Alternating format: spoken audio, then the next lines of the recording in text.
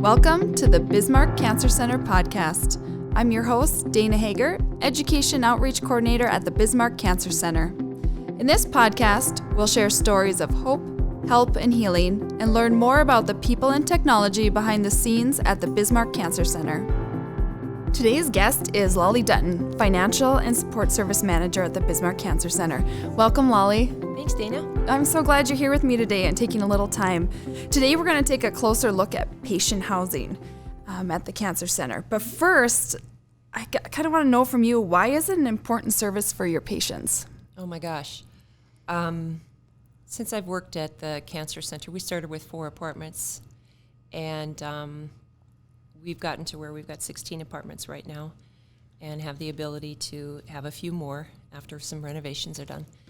But patients come from miles around. We treat an area or radius of 250 miles. And so people are coming from every location. When they get here, they may have 6 weeks of treatment. That's every day, 5 days a week. They have 15 minutes of treatment a lot of times, and then nothing else during that day. So a lot of times travel back and forth every day becomes a real financial burden. And apartments were put into place to kind of alleviate that burden.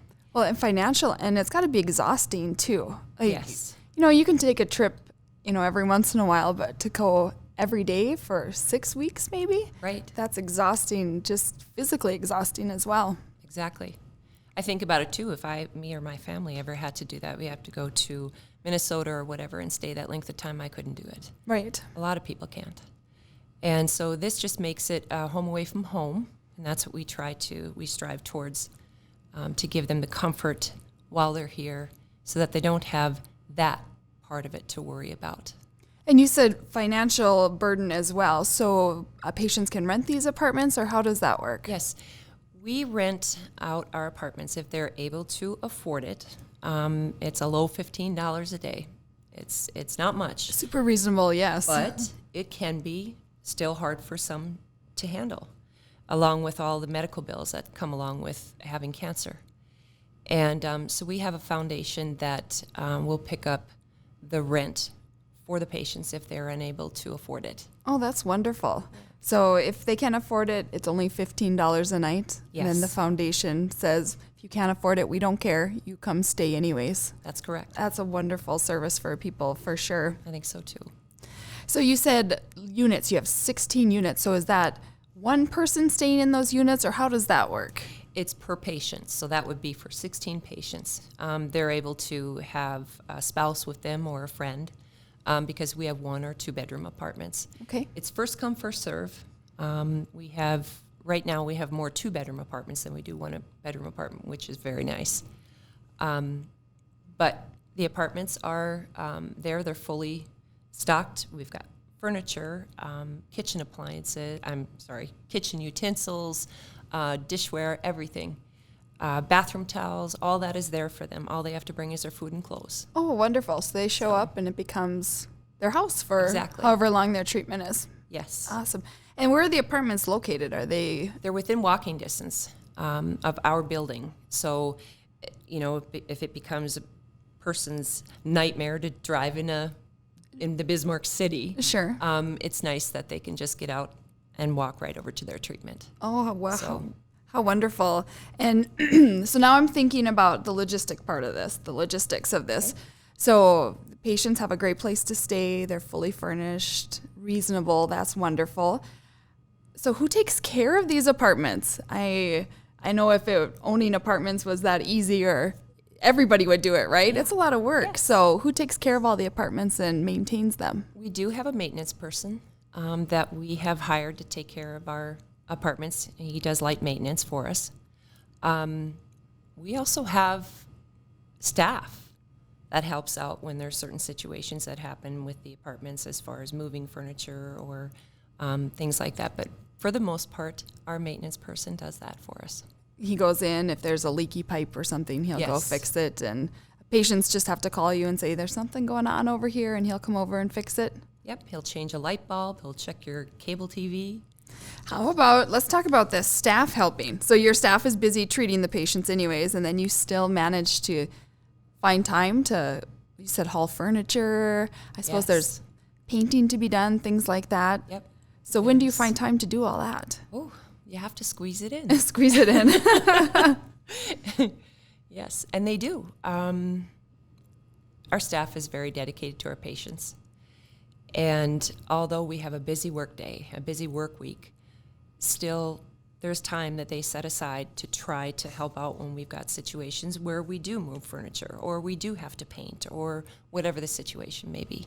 So all these furnishings that you're talking about, so is that stuff that you guys purchase for these apartments, or how do you go about Not getting? all the time. Because you have beds and couches Yes. and everything, right? Yes. We look forward to donations, for one, because our apartments are supported by our foundation. I mean, we have a limited supply of money that we can use or that we can budget each year. Sure. So we look forward to donations, and we always look for nearly new things in good condition, whether it's from appliances to furniture to linens, whatever it may be. We have special requests when it comes to them, but for the most part, these are donations. We do have certain items that we do have to purchase Sure. because we run out before we get a donation. Sure. But that becomes also a part of the foundation's expense. Awesome. So if someone's cleaning out their house, or maybe has a new bed, but because they didn't like their old one or it didn't quite work for them, Right. that's something they could donate to the cancer center, Yes, absolutely. and it would go directly Absolutely. to the patients that are being treated there. Yes. Well, that's everyone who's listening. That's a great thing to think about if you have, whether it's kitchen things or slightly used furniture or bedding or anything like that. The cancer center could use that for their patients. That's wonderful. Yes. I see so many times, and I don't work all the time with the patients directly. We have staff that does that too. But when I do get my chance to help out with the apartments anymore, you can see it on the patient's face when you take them over to the apartments and you show them where they're going to be staying. And the relief that you see is just an awesome feeling. And when they see that it is basically a little home away from home, it helps them out so much with, like I say, all the other burdens that they have to carry.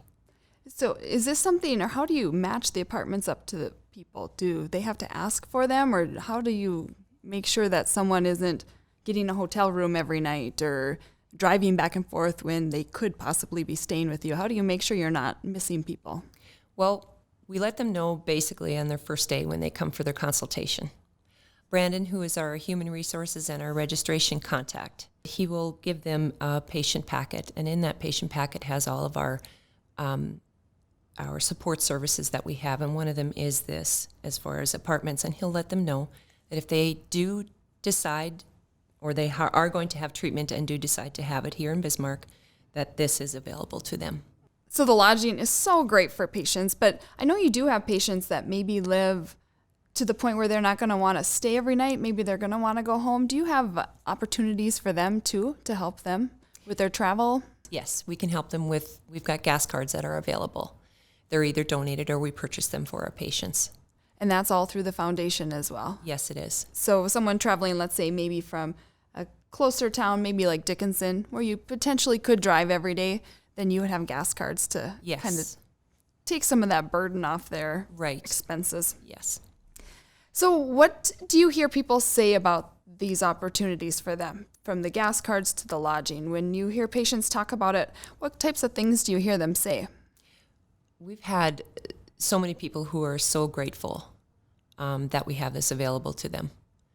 And a lot of times you'll hear it when they're surprised and they're worried, and you let them know that these services are available, and it's a lot of relief.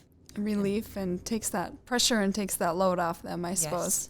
Yes. And you said that they could have family come with them. Is that kind of the normal? Do people usually not stay alone when they come to these apartments? There are some that stay alone, but there are some who are married and their spouse is able to stay.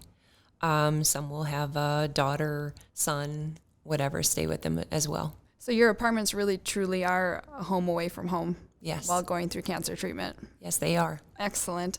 What a great service. I think that's something that you should be extremely proud of, being able to offer that to the patients and to the people who come to the Bismarck Cancer Center. Lolly, I'm so happy you came to join me today and to share a little bit more information about your patient housing. Thank you.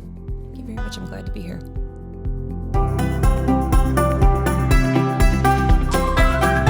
Thanks for listening to the Bismarck Cancer Center podcast. Subscribe to hear new episodes anywhere podcasts are found, and connect with us on Facebook, Twitter, or bismarckcancercenter.com. We'll talk again next time on the Bismarck Cancer Center podcast.